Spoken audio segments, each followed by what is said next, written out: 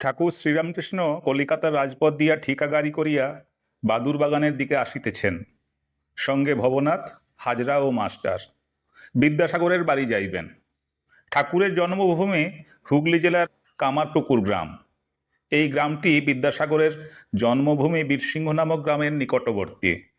ঠাকুর শ্রীরামকৃষ্ণ বাল্যকাল হইতে বিদ্যাসাগরকে দয়াসাগর শুনিয়া আসিতেছেন। দক্ষিণেশ্বর কালীবাড়িতে থাকিতে থাকিতে তাহার পাণ্ডিত্য দয়ার কথা প্রায়ই শুনিয়া থাকেন।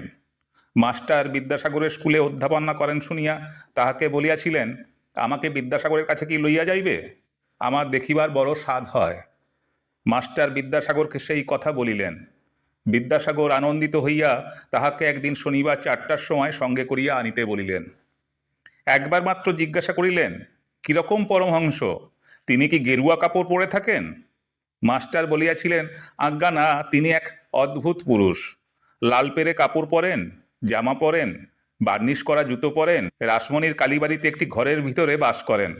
সেই ঘরে তক্তপোষ পাতা আছে, তাহার উপর বিছানা মশারি আছে, সেই বিছানায় শয়ন করেন।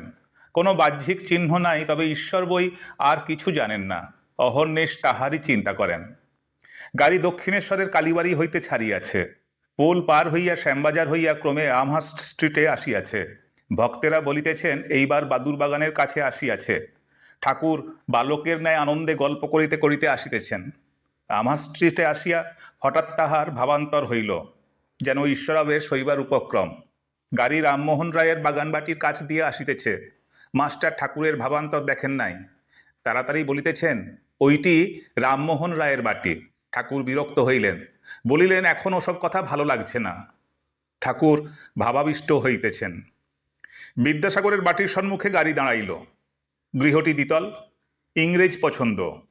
জায়গার মাঝখানে বাটি ও জায়গার চতুর্দিকে প্রাচীর। বাড়ির পশ্চিম ধারে সদর দরজা ও ফটক। ফটকটি দ্বারের দক্ষিণ দিকে। পশ্চিমের প্রাচীর ও দ্বিতল গৃহের মধ্যবর্তী স্থানে মাঝে মাঝে পুষ্পবৃক্ষ। পশ্চিম দিকের নিচের ঘর হইয়া সিঁড়ি দিয়া উপরে উঠিতে হয়। উপরে বিদ্যাসাগর থাকেন।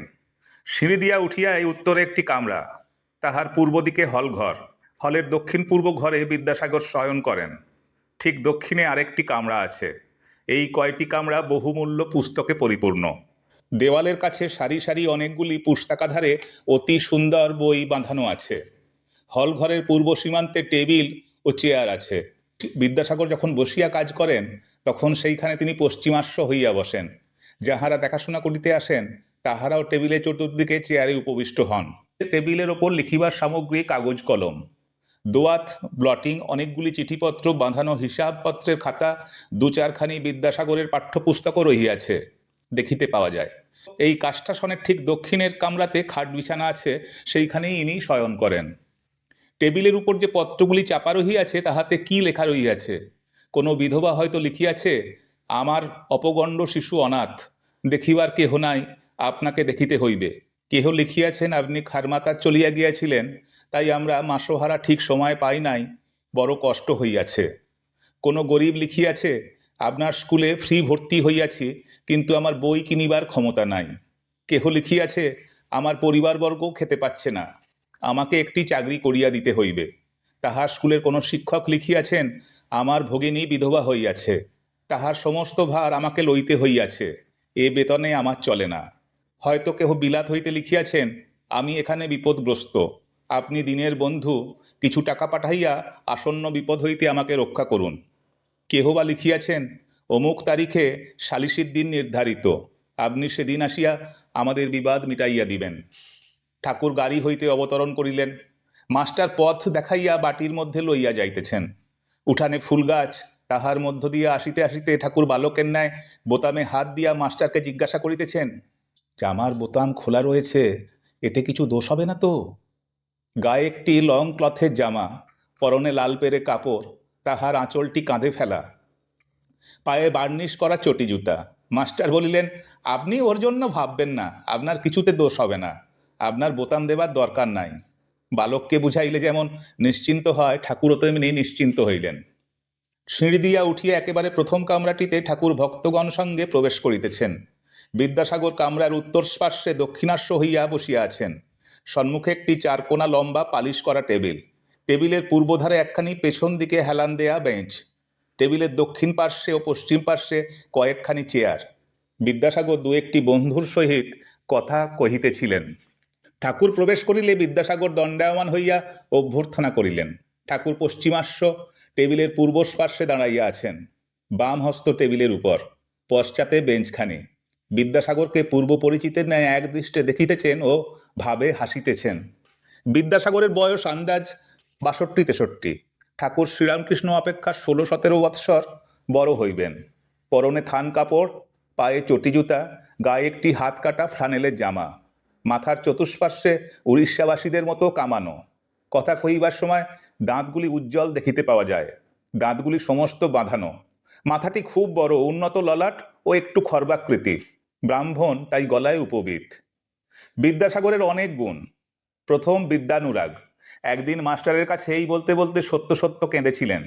আমার তো খুব ইচ্ছা ছিল যে পড়াশোনা করি, কিন্তু কই তা হলো। সংসারে পড়ে কিছুই সময় পেলাম না। দ্বিতীয়, দয়া সর্বজীবে।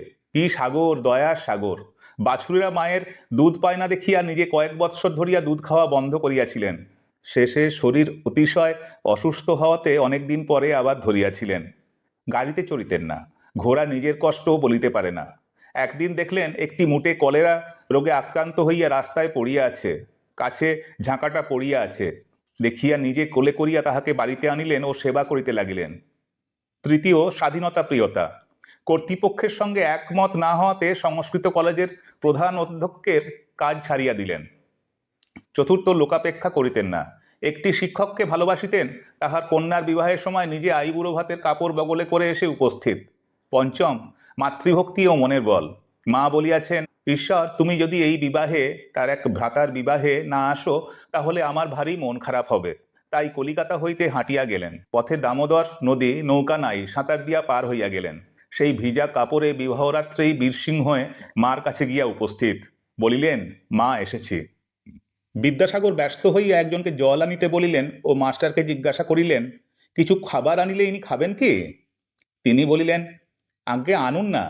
বিদ্যাসাগর ব্যস্ত হইয়া ভিতরে গিয়া কতকগুলি মিঠাই আনিলেন ও বলিলেন, এগুলি বর্ধমান থেকে এসেছে। ঠাকুরকে কিছু খাইতে দেওয়া হইল। হাজরা ও ভবনাথও কিছু খাইলেন। মাস্টারকে দিতে আসিলে পর বিদ্যাসাগর বলিলেন, ও ঘরের ছেলে, ওর জন্যে আটকাচ্ছে না।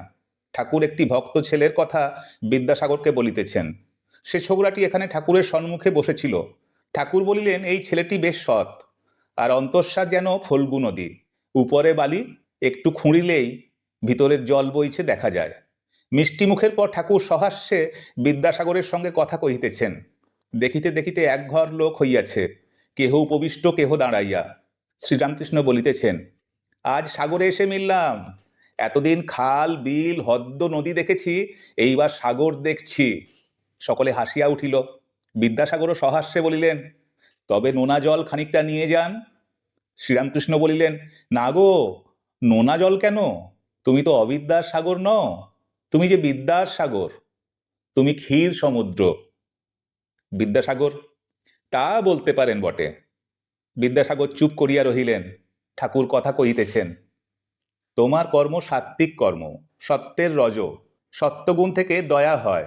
দয়ার জন্য যে কর্ম করা যায় সে রাজসিক কর্ম বটে, কিন্তু এ রজগুণ। সত্যের রজগুণ, এতে দোষ নাই। সুখদেবাদী লোকশিক্ষার জন্য দয়া রেখেছিলেন, ঈশ্বর বিষয়ে শিক্ষা দিবার জন্যে। তুমি বিদ্যাদান, অন্নদান করেছ, এও ভালো। নিষ্কাম করতে পারলেই এতে ভগবান লাভ হয়। কেউ করে নামের জন্যে, পুণ্যের জন্যে, তাদের কর্ম নিষ্কাম নয়। সিদ্ধ তো তুমি আছোই।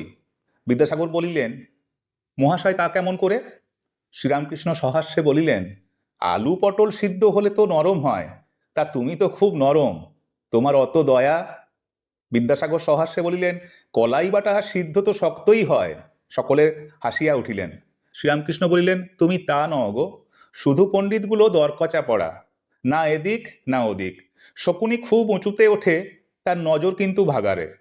যারা শুধু পণ্ডিত, শুনতেই পণ্ডিত, কিন্তু তাদের কামিনী কাঞ্চনে আসক্তি। শকুনির মতো পচা মরা খুঁজছে। আসক্তি অবিদ্যার সংসারে। দয়া, ভক্তি, বৈরাগ্য বিদ্যার ঐশ্বর্য। বিদ্যাসাগর চুপ করিয়া শুনিতেছিলেন। সকলেই একদৃষ্টে এই আনন্দময় পুরুষকে দর্শন ও তাহার কথামৃত পান করিতেছিল।